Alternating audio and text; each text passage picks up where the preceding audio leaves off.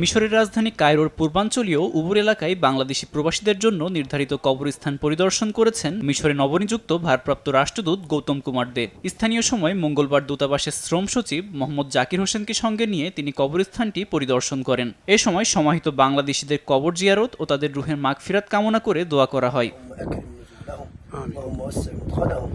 পরিদর্শনকালে কবরস্থানের বর্তমান অবস্থা ও ভবিষ্যৎ ব্যবস্থাপনা নিয়ে সংশ্লিষ্টদের সঙ্গে আলোচনা করেন ভারপ্রাপ্ত রাষ্ট্রদূত। মাত্র ৬০ বর্গমিটার আয়তনের এই কবরস্থানে আর মাত্র ২টি থেকে ৩টি মরদেহ দাফনের মতো জায়গা অবশিষ্ট রয়েছে বলে জানিয়েছে সংশ্লিষ্টরা। এমন পরিস্থিতিতে দানশীল ব্যক্তি ও প্রবাসী কমিউনিটির সঙ্গে আলোচনা করে এর পরিধি বাড়ানোর সম্ভাব্য উপায় খুঁজে বের করার উপর গুরুত্ব আরোপ করেন রাষ্ট্রদূত।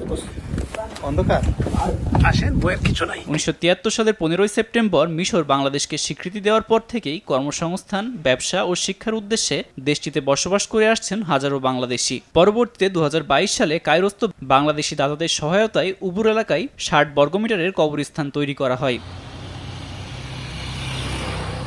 এই পরিদর্শনের সময় কায়রোর আমেরিকান ইউনিভার্সিটির অধ্যাপক প্রফেসর শাহজাহান ভুইয়া, স্থানীয় ইমাম শাইখ সাইদ, তত্ত্বাবধায়ক আবু ইউসুফ আলী তালিব সহ অনেকেই উপস্থিত ছিলেন। আব্দুল মালেক, RTV।